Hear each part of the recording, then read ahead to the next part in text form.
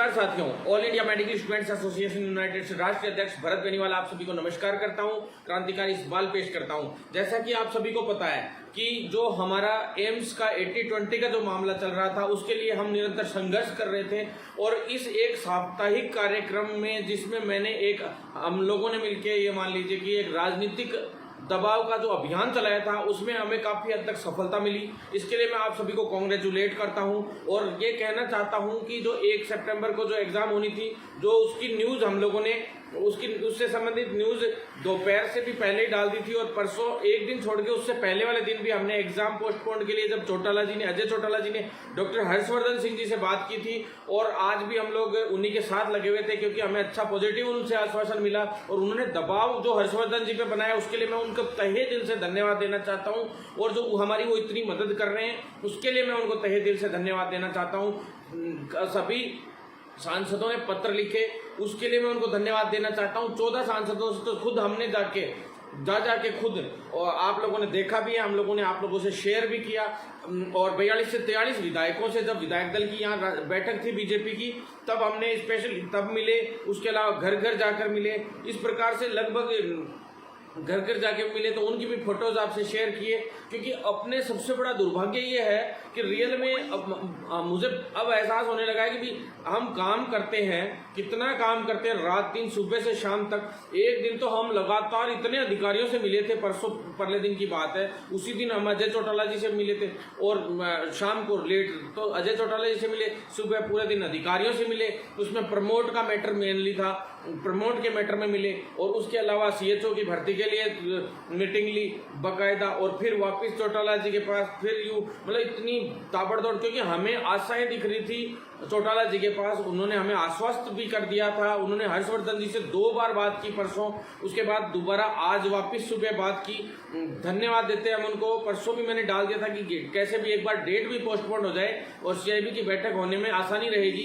हर्षवर्धन जी बार बार यूं ही कह रहे थे कि 1 सितंबर को तो एग्जाम है, तो अभी CIB की बैठक बुलाना संभव नहीं है, जबकि हमने चौटाला जी ने साफ कह दिया था, मैंने भी कहा था उनसे कि कोविड-19 का ये दौर है, इस दौर के अंदर इतने बच्चों की परीक्षा एक साथ में करवाना भी संभव नहीं हो पाएगा। खतरे से खाली नहीं है, नेट और JEE दोनों एग्जामों तक का विरोध हो रहा है, मतलब इतने बड़ी एग्जाम का विरोध हो रहा है। और आप ये इतनी बड़ी एम्स की जो 50-60 हज़ार बच्चे, इतने बच्चे बैठेंगे, तो इनकी एग्जाम कराना संभव कैसे हो पाएगा ढंग से। तो हम लोगों ने साफ उनसे कहा कि भाई इसमें ये संभव नहीं है, फिर भी आप एक बार कैसे भी करके कोशिश कीजिए कि पहले CIB की बैठक बैठ जाए।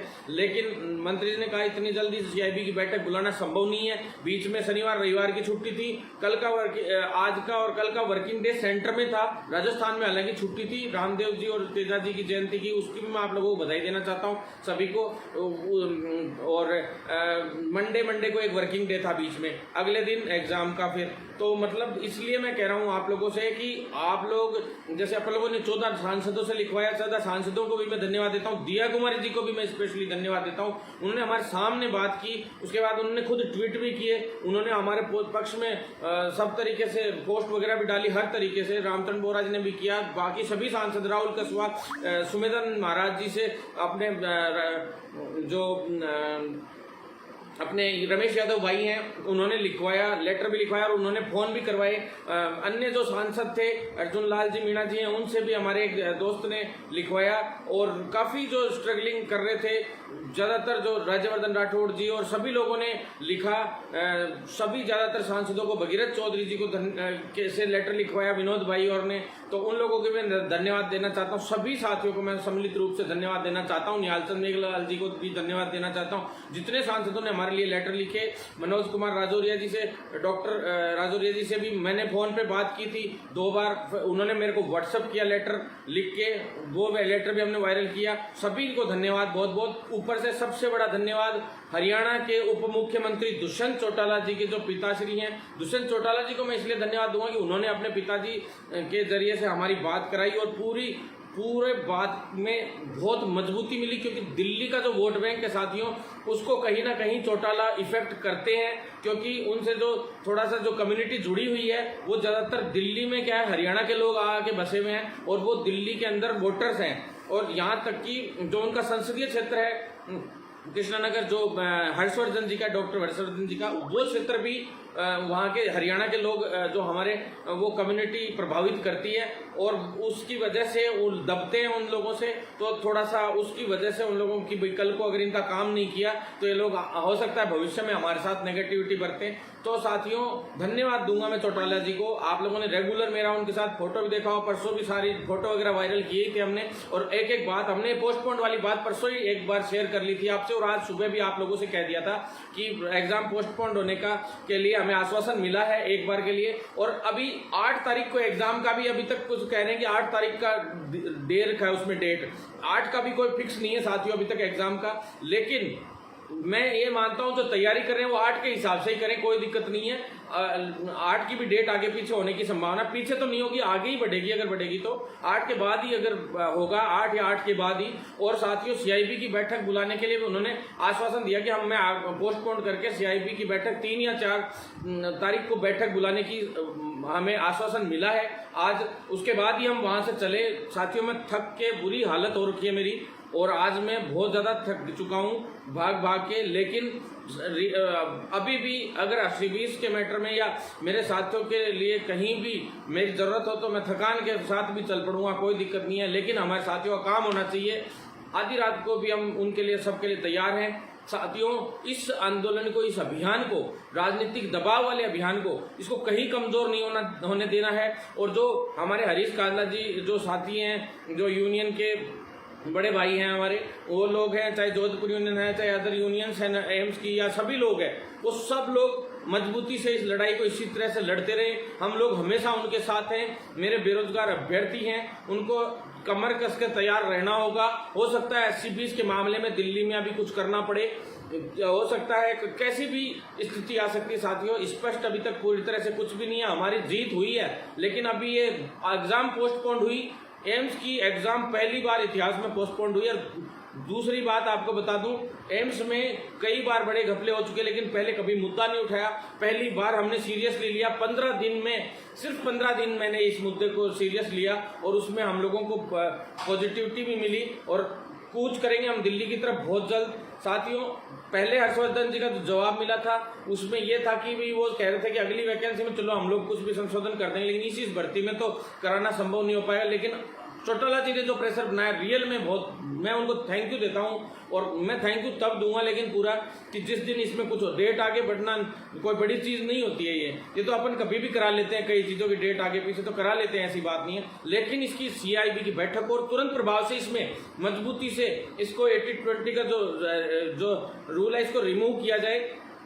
इसमें चाहे 50-50 या जिस प्रकार से भी जो पुरानी भर्तियों का जो रूल है उनमें से कोई सा भी एक लागू किया जाए। मेनली तो हम पुरानी भर्तियों के रूल्स के अकॉर्डिंग ही करवाना चाहते हैं, क्योंकि हर्षवर्धन जी ने चौटाला जी को 50-50 के हिसाब से भी छोटा सा दिया था उन लोगों ने ऑप्शन। लेकिन हमने यही कहा है कि कोशिश आप यही कीजिए कि पुराने नियमों के अकॉर्डिंग ही हो ऐसा इसमें, क्योंकि जब एडमिशन लिए जाते हैं उस वक्त बेवकूफ बनाया जाता है बच्चों को। किसी छात्र को ये पता नहीं रहता कि इसमें 80-20 का रेशियो है। जो ये फर्जी दुकानें चलती हैं, जो ये फर्जी नर्सिंग कॉलेजेस चलती है पूरे इंडिया में, हर एक राज्य में, उन नर्सिंग कॉलेजेस के अंदर पहले से रूल है साथियों कि 80-20 के रेशियो से ही आप स्टूडेंट्स ले सकते हैं। इसीलिए मैं बार बार आप लोगों से कह भी रहा था, मैंने जब सुप्रीम कोर्ट के लिए मना किया तो आप लोग माने भी मेरी बात, उसके लिए भी मैं धन्यवाद देता हूं। सुप्रीम कोर्ट में जाना अभी बहुत ही ज्यादा गलत इसलिए था क्योंकि साफ कह दिया था मैंने कि एक बार डिसीजन आ गया उसके बाद हम कभी भी उसको बदल नहीं पाएंगे, ना सरकारें बदल पाएंगी ना कोई और बदल पाएगा साथियों।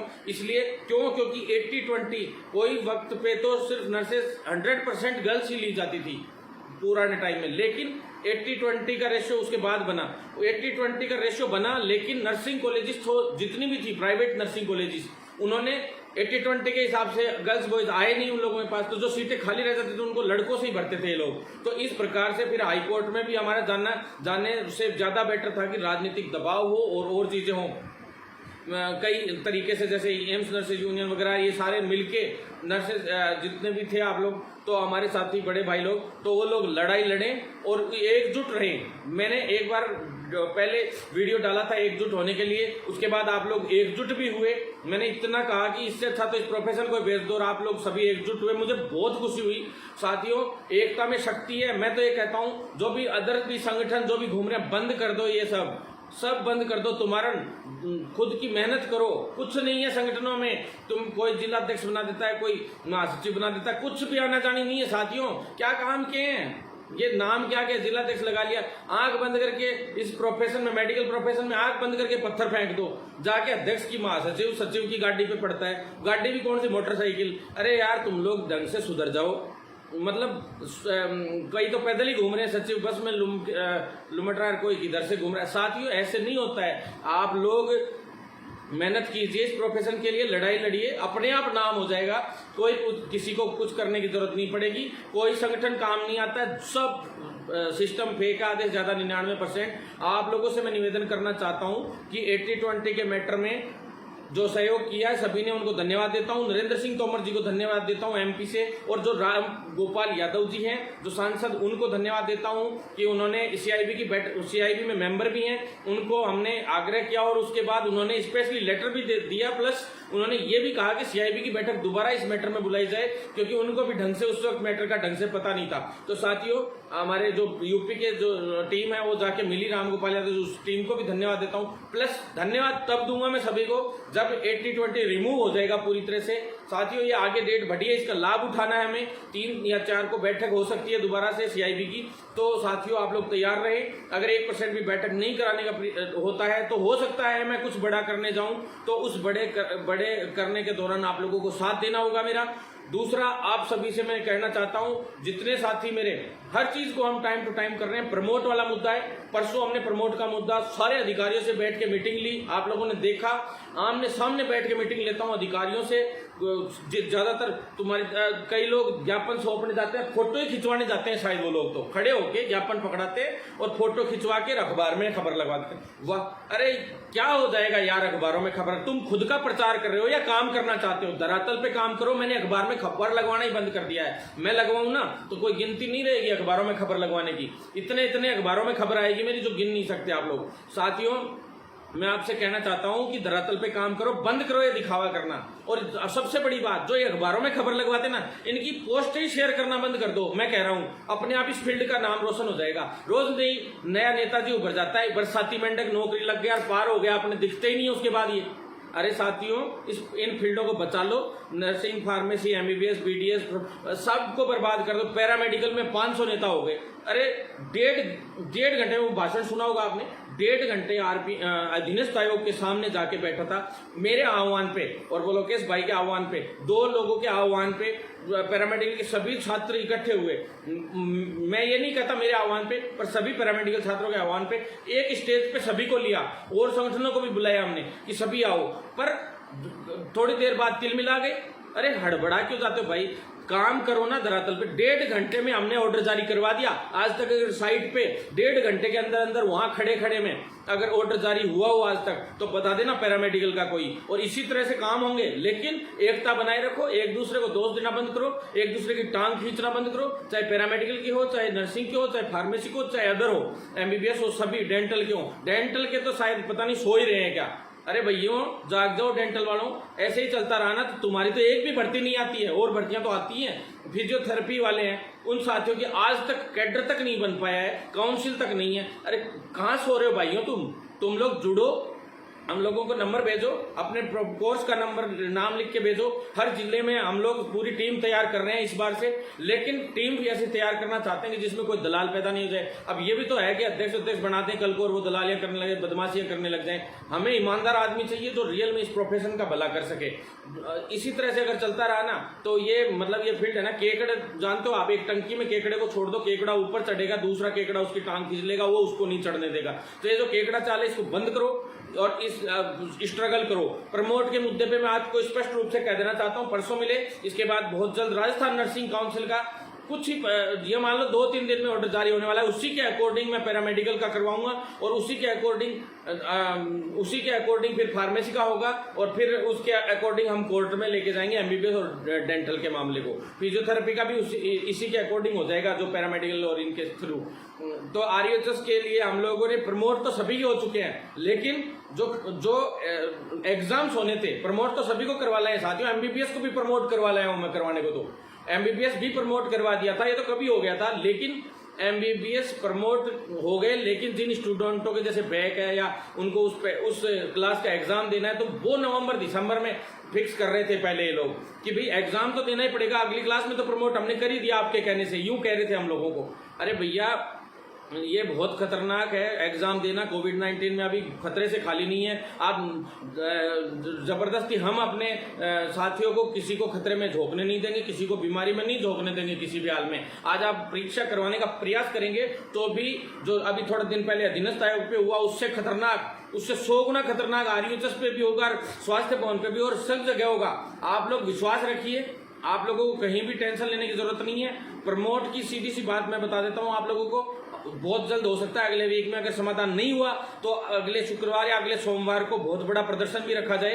तो आप लोग तैयार रहिएगा। और ये कई लोग जो ज्ञापन सौंपने जा रहे हैं ना RUHS या और कहीं भी, तो मैं उनसे भी ये कह देना चाहता हूं, भैया ज्ञापन किसको सौंप रहे हो? हमने फाइल बनवा के भेज दिया, RUHS में ज्ञापन सौंपने जा रहे हो, क्यों दिखावा करते हो? झूठे दिखावे करने बंद करो, साथ देना शुरू करो, हम लोगों से भी जुड़ो, कोई दिक्कत नहीं है हम लोगों को, आप लोगों से कोई ऐतराज नहीं है। हमारे प्रोफेशन का भला होना चाहिए, सभी साथियों को प्रमोट का भी सिस्टम मिलना चाहिए। 80-20 का हम लोग कर ही रहे हैं। और CHO की भर्ती के लिए जो लोग बहुत ज्यादा चिंतित हैं, मैं उनसे कह देना चाहता हूं कि सरकार से खुद से हमने इतनी भर्तियां बढ़वा के केंद्र से और सारी लिया है यहाँ पे, और अशोक गहलोत ने भी सारी घोषणा कर दी है, और नहीं करेगा ना अभी तो भर्ती तो ये सरकार गिरने को हो रही है और अभी हम गिरा देंगे ढंग से। आप टेंशन मत लो, कहीं भी टेंशन लेने की जरूरत नहीं है। मैंने लट वाली बात कही थी, इन सरकारों को अब लट पड़ेंगे तो पड़ेंगे लट, मैं कह रहा हूँ कहीं नहीं रुकेगा मामला। हम इतनी मेहनत कर रहे हैं, राजनीतिक अप्रोचेस को काम ले रहे हैं साथियों, प्रधानमंत्री से लेके और राहुल गांधी से लेकर सभी लोगों के साथ हमारी फोटोज है, लेकिन हम शेयर नहीं करना चाहते।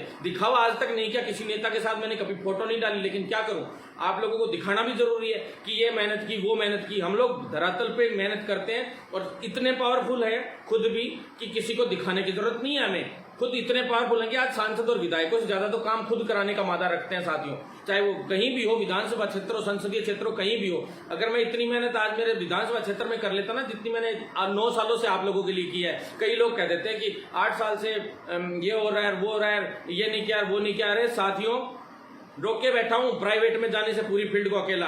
इतनी मेहनत कर रहे हैं, अगर इतनी मेहनत में मेरे विधानसभा क्षेत्र में, तुम लोग सोचना कभी बैठ के, इतना पैसा और इतनी मेहनत में है ना, मेरे विधानसभा क्षेत्र में आज से 2 साल पहले, जब 1.5 साल पहले चुनाव थे तब कर लेता ना, तो आज मैं कहीं MLA होता और मंत्री होता किसी सरकार में, और जो मंत्रियों के तलवे चाटने होते ना, तो पता नहीं कितना पैसा होता, हजारों करोड़ का मालिक होता मैं। ये ऐसे नहीं है, लेकिन आप लोग साथ दीजिए, आप लोगों के लिए ईमानदारी से लड़ रहे हैं और तो लड़ते रहेंगे, और सारी चीजें आप देख रहे हो और ऐसे ही लड़ते रहेंगे। और साथियों, CHO के मामले में बता देता हूँ, CHO की बहुत जल्दी भर्ती विज्ञप्ति जारी होने वाली है, सब कुछ तैयार है। उसमें CHO का मैं बता देता हूँ, नंबर 1 की तनख्वाह बढ़वा दी है 25,000 से तनख्वाह और इंसेंटिव 15,000। नंबर 2, आप लोगों के लिए जो CHO के जो बाहर वाले जो भाई लोग थे, जिनकी वजह से ये विज्ञप्ति अभी थोड़े दिन रुकी, 10-15 दिन, उस जो मेन लेट होने के रीजन थे उसमें। नंबर 2, CHO के जो बाहर लगे हुए जो भाई लोग हैं, उन लोगों को इन्वॉल्व करवाया कि भाई ठीक है, एग्जाम दे दो, एग्जाम फाइट कर लो, एग्जाम में अगर नंबर आ जाता है तो आप लोगों को ईविज कोर्स नहीं करना होगा। यहाँ पे 38 सेंटर अभी बना दिए गए हैं ईविज कोर्सेज के लिए, सभी जगह पे सब पूरी तैयारियां हम लोग कर रहे हैं। डबल सेशन में करवाना पड़ेगा क्योंकि भर्तियों की संख्या तिगुनी के लगभग हो जाएगी, 8,000 भर्तियां हो जाएंगी, तो 6300 के करीब होंगे। तो 2 सेशन में हो सकता है 38 की जगह पे 42 या 43 सेंटर हमें बनवाने पड़ेंगे ईविज के लिए, कोर्स के लिए साथियों। और जो पहले वाले थे उनमें से 163 लोगों की CHO जो संविदा वाले थे, जिनको CHO का कोर्स कराया गया था, टोटल 378 के करीब लोग थे, उसमें से 163 को पोस्टिंग जल्दी दिलवा देंगे। आप टेंशन मत लीजिए, आप लोगों के लिए बात हो गई है, क्योंकि कोर्ट में आप लोगों का मामला चल रहा है, वो भी निपटा देंगे। ये तीसरी भर्ती है, 2310 प्लस 5500 वाली में से 4000 जोड़ दिए ये, और 1500 की अलग से आ जाएगी, तो 6310 प्लस 1500 की फाइल हम बहुत जल्द पूरी करवा देंगे। 6310 तो अब भी करवा देंगे। 2 हो सकता है कि विज्ञप्ति कल सुबह भी जारी हो जाए, कल शाम को भी जारी हो जाए, 2-4 दिन में जारी हो जाएगी साथियों, क्योंकि कोर्ट में इस भर्ती को मैंने पहले ही कैविएट लगवाई है स्पेशली, ताकि इस पे कोई स्टे नहीं आ सके।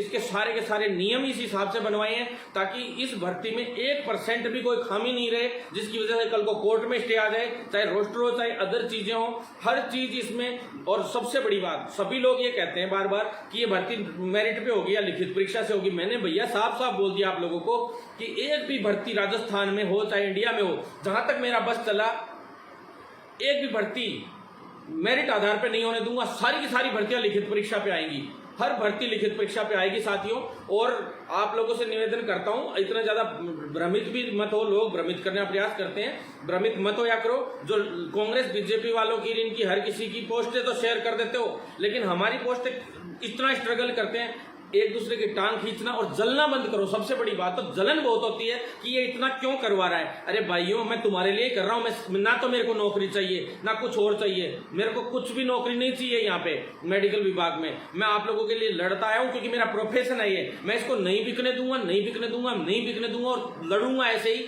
तुम लोग आज नहीं तो कल मेरा साथ दोगे, जलन होती रहेगी तो होती रहे किसी को।